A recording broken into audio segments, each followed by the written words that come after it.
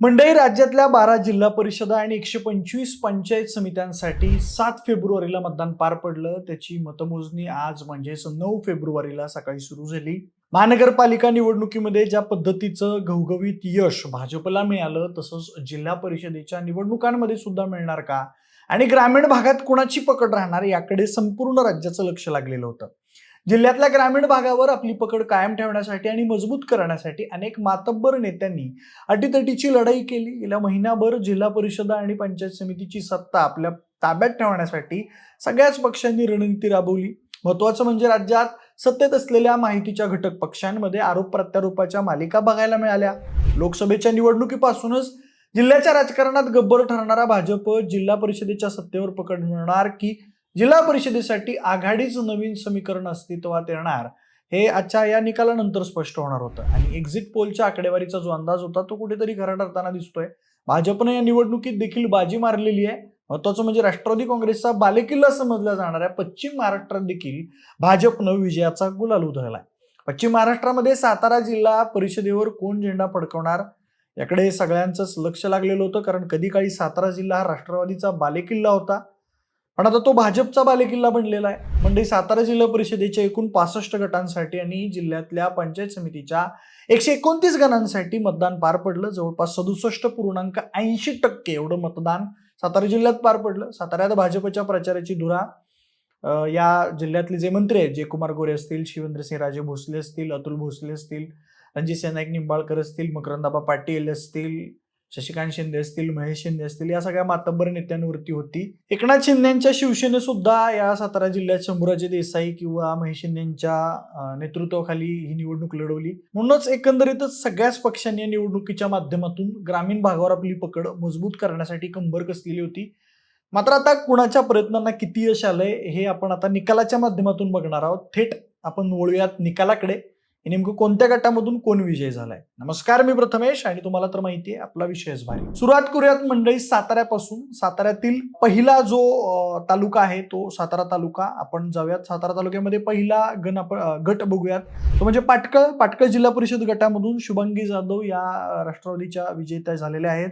खेडमधून कामेश कांबळे, खेड जिल्हा परिषद गटामधून कामेश कांबळे विजयी झालेले आहेत. लिंब जिल्हा परिषद गटामधून सर्जेराव सावंत बीजेपीचे विजयी झालेले आहेत. कोडोलीमधून नीता खरात या विजयी झालेल्या आहेत. कारी गटामधून जिल्हा परिषदेत कारी गट जो आहे त्यामधून राजू भोसले भाजपचे विजयी झालेले आहेत.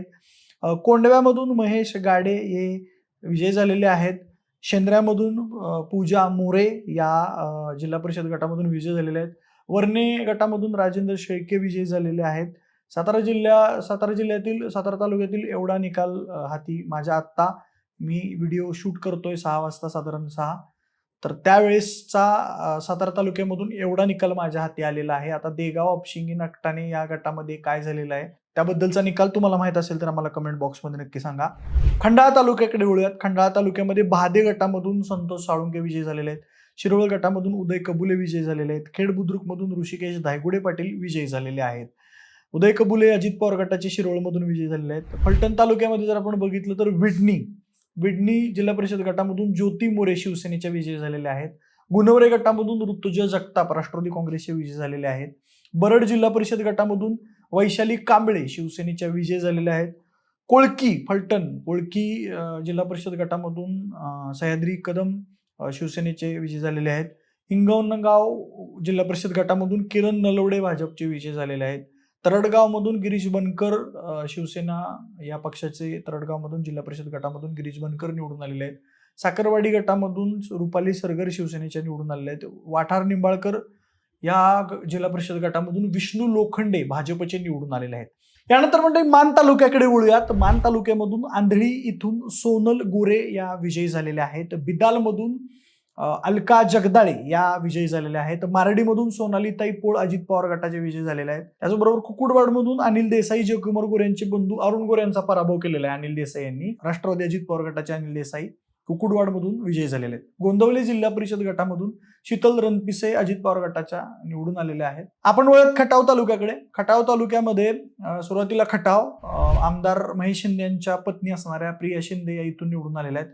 त्याचबरोबर खटावचा जो खालचा गट आहे तिथून गोरख चव्हाण भाजपचे विजयी झालेले आहेत. पुसेगावमधून स्नेहल गौरव जाधव या विजयी झालेल्या आहेत. निमसोड जिल्हा परिषद गटामधून संदीप मांडवे विजयी झालेले आहेत. औंधमधून मनीषा फडतर विजयी झालेले आहेत. पुसेसावळीमधून तेजस्विनी विक्रमशील कदम भाजपचे विजयी झालेले आहेत. आता आपण जाऊयात कोरेगाव तालुक्याकडे. कोरेगाव तालुक्यामध्ये पिंपोडे बुद्रुक मधून अमित चव्हाण विजयी झालेले आहेत. वाटर स्टेशन मधून राजेंद्र काका भोसले विजयी झालेले आहेत. पिंपोडे बुद्रुक मधले अमित चव्हाण हे भाजपचे आहेत. वाटर स्टेशन मधून राजेंद्र काका भोसले अजित पवार गटाचे निवडून आलेले आहेत. सातरोड मधून एकनाथ शिंदे गटाच्या सारिका रत्नदीप फाळके विजयी झालेले आहेत. कुमटे गटामधून हनुमंत जगदाळे विजयी झालेले आहेत. एकमे मधून राजेश शिवरी दयानंद भोसले राष्ट्रवादीच्या विजयी झालेले आहेत. आणि वाटर किरोळी गटामधून संध्या रजनी कांतीलाल भोसले पाटील या विजयी झालेल्या आहेत. वाई तालुका बद्दल जर बोलायचं झालं तर यशवंतनगर गटामधून दिनकर शिंदे राष्ट्रवादीचे काँग्रेसचे विजयी झालेले आहेत. ओझरडे जिल्हा परिषद गटामधून वृषाली चव्हाण राष्ट्रवादीचे विजयी झालेले आहेत. बावधनमधून ऋतुजा शिंदे राष्ट्रवादीचे विजयी झालेले आहेत. भुईंजमधून दिलीप बाबर भाजपचे विजयी झालेले आहेत. वाई तालुक्यातल्या 4 जिल्हा परिषद गटांचा हा निकाल होता. त्यानंतर महाबळेश्वर तालुक्याकडे वळूयात. महाबळेश्वर जिल्हा परिषद गटामधून अजित सपकाळ विजयी झालेले आहेत. भिलार जिल्हा परिषद गटामधून संजय केळगणे राष्ट्रवादी काँग्रेस पक्षाचे विजयी झालेले आहेत. जावली तालुक्याबद्दल बोलायचं झालं तर कुडाळमधून जयश्रीताई गिरी विजयी झालेले आहेत. त्याचबरोबर कुसुमीमधून कविता उंबळे विजयी झालेले आहेत. पाटण तालुक्याबद्दल बोलायचं झालं तर गोकुळ उर्फ हेळवाक या गटामधून अशोक पाटील शिवसेनेचे विजयी झालेले आहेत. तारळे गटामधून स्वप्ना पाटील शिंदे गटाचे विजयी झालेले आहेत. मावशीमधून राजेश पवार भाजपचे विजयी झालेले आहेत. मल्हारपेठ गटामधून विजया कुंभार शिंदे गटाच्या विजयी झालेल्या आहेत. मारुल हवेलीमधून योगिता गिरी शिवसेना गटाच्या विजयी झालेल्या आहेत. मुंद्रुळ कोळे या गटामधून मृणाल पाटील शिवसेनेचे विजयी झालेले आहेत. काळगाव या जिल्हा परिषद गटामधून पाटणमधल्या सुनीता चाळके शिवसेनेच्या विजयी झालेल्या आहेत. आता आपण वळूयात कराड तालुक्याकडे. कराड तालुक्यातल्या उंब्रज जिल्हा परिषद गटामधून रणजित कृष्णराव जाधव विजयी झालेले आहेत. मसूर जिल्हा परिषद गटामधून लालासाहेब जगदाळे हे बीजेपी म्हणजे भाजपमधून जिंकलेले आहेत. कोपरडे हवेली यामधून विद्या रामकृष्ण वेताळ भाजपच्या या विजयी झालेल्या आहेत. तांबे गटामधून धनंजय रघुनाथ ताटे भाजपचे विजयी झालेले आहेत. विंगमधून शैलजा शिंदे विजयी झालेले आहेत. वारंजीमधून सुनंदा पाटील विजयी झालेले आहेत. सैदापूरमधून सागर भीमराव शिवदास हे विजयी झालेले आहेत. तर काले आणि येळगाव बद्दल बोलायचं झालं तर काले गटामधून मनीषा दयानंद पाटील विजयी झालेले आहेत. आणि येळगाव जिल्हा परिषद गटामधून उदयसिंह विलासराव पाटील हे विजयी झालेले आहेत. तर बघा एकूण असा सातारा जिल्ह्याचा हा संपूर्ण निकाल आहे. आणि यामधील काही गट राहिले असतील सांगायचे तर त्याबद्दलची माहिती अपडेट करा. आमच्याकडून एखादी माहिती सांगायची असेल तर कमेंट करून नक्की सांगा. आता या निकालांमध्ये जर बघायचं झालं तर भारतीय जनता पक्षाला सगळ्यात जास्त 27 जागा मिळालेल्या आहेत. आणि त्यानंतर राष्ट्रवादी काँग्रेसला 20 तर शिंदे गटाच्या शिवसेनेला 15 जागा मिळालेल्या आहेत. काँग्रेस स्वाभिमानी शेतकरी संघटनेला प्रत्येकी 1 जागा आणि 1 अपक्ष उमेदवारानं इथं विजय मिळवलेला आहे. एकूणच बघायला गेलं तर राष्ट्रवादी आणि भाजप या 2 पक्षांना जास्त बहुमत मिळालेलं आहे. पण भाजप आणि शिंदे गट इथे सत्ता स्थापन करू शकतो अशी शक्यता निर्माण झालेली आहे. बाकी तुम्हाला या संपूर्ण निकालाबद्दल साताऱ्याच्या काय वाटतं आम्हाला कमेंट बॉक्समध्ये नक्की सांगा. सोबतच हा निकाल कसा वाटतो तुम्हाला आणि बाकी इतर गोष्टी ज्या निकालाबाबतीच्या अपडेट्स आहेत त्या मला कमेंट बॉक्समध्ये सांगायला विसरू नका. तुर्तास थांबूयात आणि विशेष भारीच्या आपल्या YouTube चॅनलला सबस्क्राईब करायला अजिबात विसरू नका. धन्यवाद.